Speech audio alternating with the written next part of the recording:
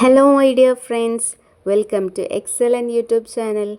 മക്കളെ, എൻ്റെ കുട്ടികൾക്ക് എല്ലാവർക്കും ഒരു സന്തോഷ വാർത്തയുമായിട്ടാണ് മിസ് ഇന്ന് വന്നിട്ടുള്ളത്.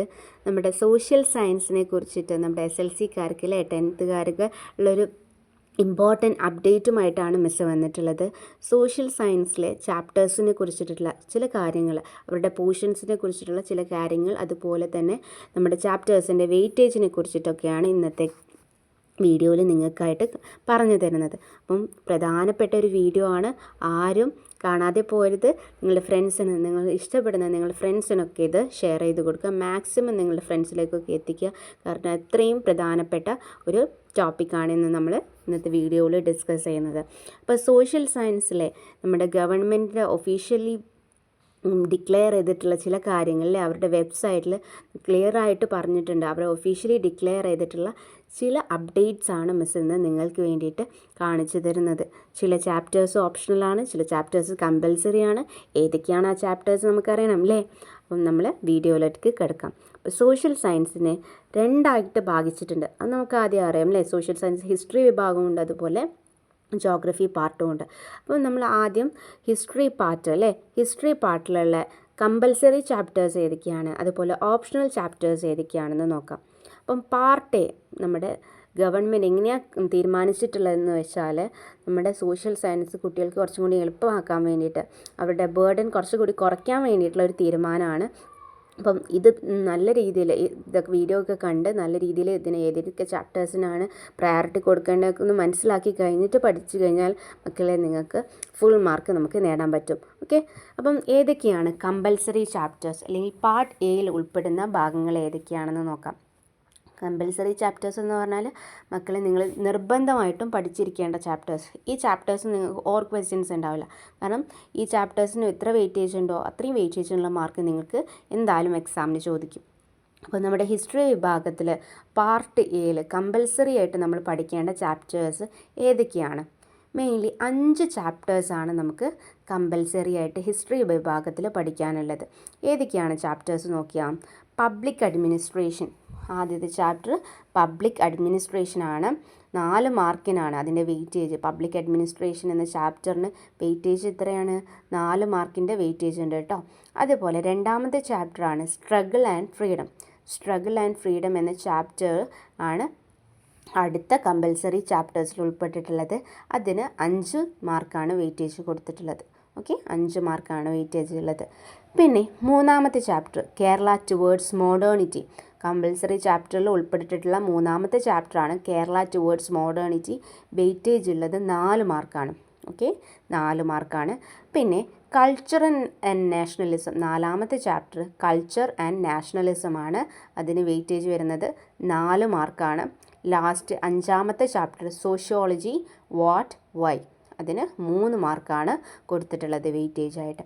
അപ്പം ഇത്രയും ചാപ്റ്റേഴ്സ് മക്കളെ ഹിസ്റ്ററിയിൽ നിങ്ങൾ നിർബന്ധമായിട്ടും പഠിച്ചിരിക്കേണ്ട 5 ചാപ്റ്റേഴ്സാണ് മിസ് പറഞ്ഞിട്ടുള്ളത്. ഏതൊക്കെയാണ്? പബ്ലിക് അഡ്മിനിസ്ട്രേഷൻ ഉണ്ട്, സ്ട്രഗിൾ ആൻഡ് ഫ്രീഡം ഉണ്ട്, കേരള ടുവേർഡ്സ് മോഡേണിറ്റി ഉണ്ട്, കൾച്ചറൽ ആൻഡ് നാഷണലിസം ഉണ്ട്, sociology what and why. Okay, ഇതിൻ്റെ വെയിറ്റേജ് മാർക്കുകളും മറക്കാതെ നോട്ട് ചെയ്ത് വെക്കുക കേട്ടോ. അപ്പം നമുക്കറിയാം ഇതിൽ ഏറ്റവും കൂടുതലായിട്ട് മാർക്ക് ഉള്ള വിഭാഗം എന്ന് പറയുന്നത് സ്ട്രഗിൾ ആൻഡ് ഫ്രീഡത്തിൽ നിന്നാണ്. സ്ട്രഗിൾ ആൻഡ് ഫ്രീഡത്തിൽ നിന്ന് 5 മാർക്കിന് വരെ ചോദ്യങ്ങൾ ചോദിക്കാൻ സാധ്യതയുണ്ട് കേട്ടോ. 5 മാർക്കാണ് അവിടെ വെയിറ്റേജ് കൊടുത്തിട്ടുള്ളത്. പിന്നെ സോഷ്യോളജിയിലാണ് കുറച്ച് മാർക്ക് കുറവുള്ളത്, 3 മാർക്കിനാണ് അവിടെ വെയിറ്റേജ് ഉള്ളത്. അപ്പം പ്രധാന വെയിറ്റേജ് കൂടുതലുള്ളതിന് അല്ലേ കുറച്ചും കൂടി നമ്മൾ ഇരുന്ന എല്ലാ ഭാഗങ്ങളും തറവാക്കി പഠിച്ചു വെക്കുക. അപ്പോൾ ഈ കമ്പൽസറി ചാപ്റ്റേഴ്സ് മക്കളെ ഒരു വിധത്തിലും നിങ്ങൾ എന്താക്കരുത്, ഇതിലൊരു ചാപ്റ്റേഴ്സും ഒഴിച്ചു കൂടരുത്. ഓക്കെ, ഇതൊക്കെ 5 ചാപ്റ്റേഴ്സും നിങ്ങൾ പഠിച്ചിരിക്കേണ്ടതാണ്.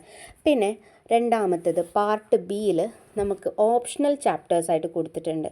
ഓപ്ഷണൽ ചാപ്റ്റേഴ്സ് എന്ന് പറഞ്ഞാൽ മക്കൾ ഇതിൽ ഏതെങ്കിലും 3 പെയറായിട്ട് കൊടുത്തിട്ടുള്ളത്. ഹിസ്റ്ററിയിൽ 3 പെയേഴ്സാണ്.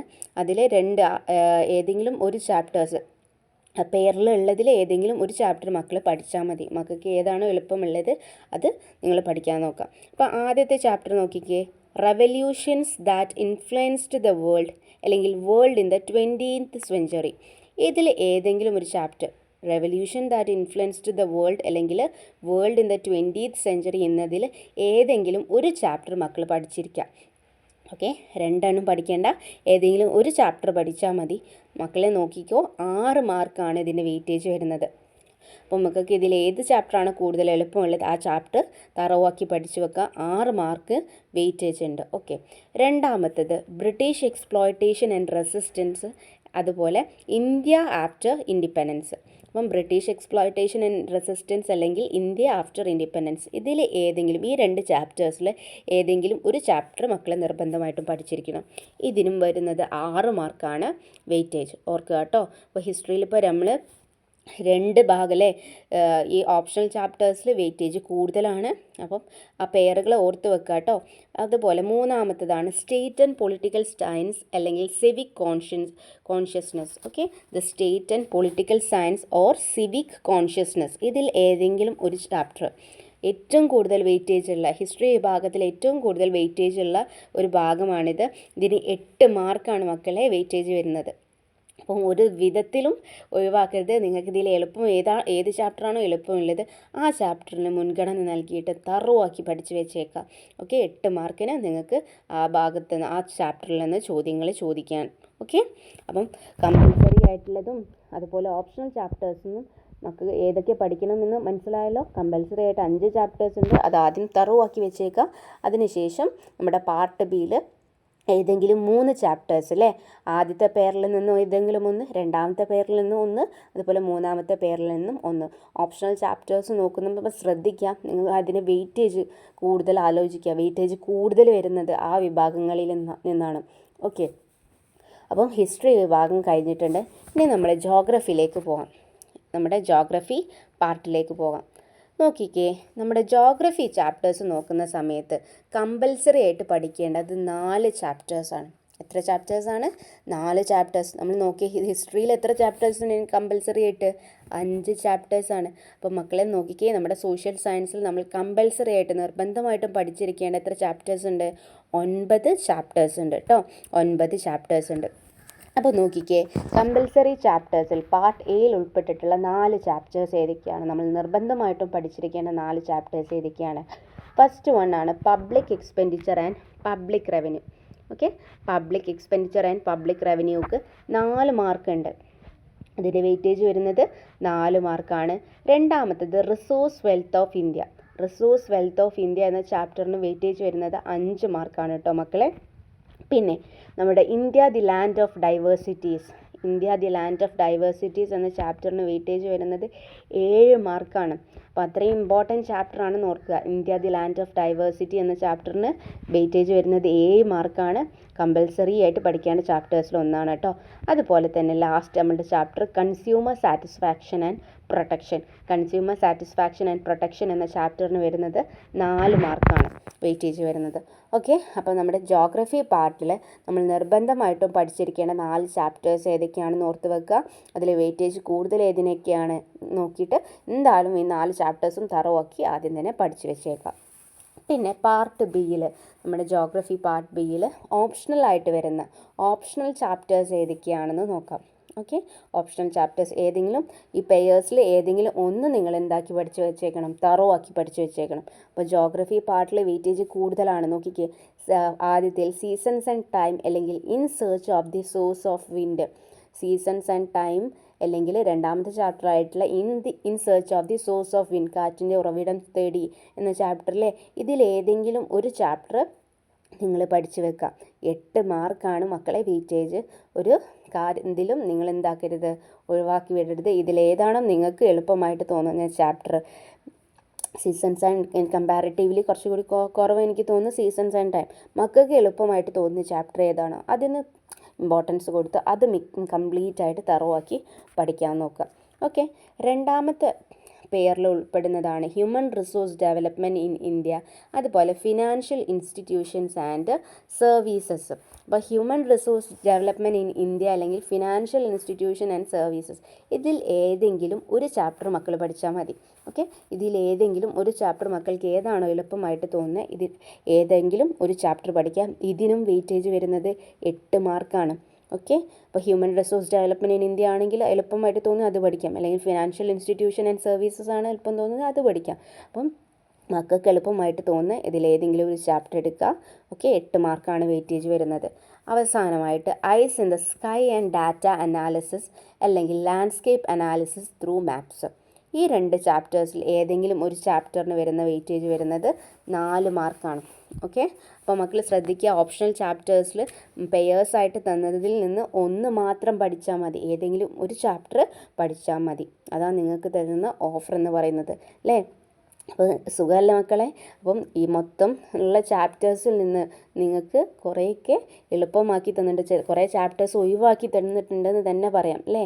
21 ചാപ്റ്റേഴ്സൊക്കെ ഉള്ളതിൽ നിന്ന് അതൊരു 15 ചാപ്റ്റേഴ്സൊക്കെ ആക്കി ചുരുക്കിയിട്ടുണ്ട്. 9 ചാപ്റ്റേഴ്സ് നിങ്ങൾക്ക് എന്താണ് മക്കളെ കമ്പൽസറി ആയിട്ട് പഠിക്കാൻ തന്നിട്ടുണ്ട്. 5 ഹിസ്റ്ററിയിലും അതുപോലെ 4 ജോഗ്രഫിയിലും. അപ്പം വെയിറ്റേജൊക്കെ നോക്കിയിട്ട് ഇത് പഠിച്ചു വെക്കുക. അതുപോലെ തന്നെ ഓപ്ഷണലായിട്ട് വന്ന ചാപ്റ്റേഴ്സും പറഞ്ഞിട്ടുണ്ട് അല്ലേ.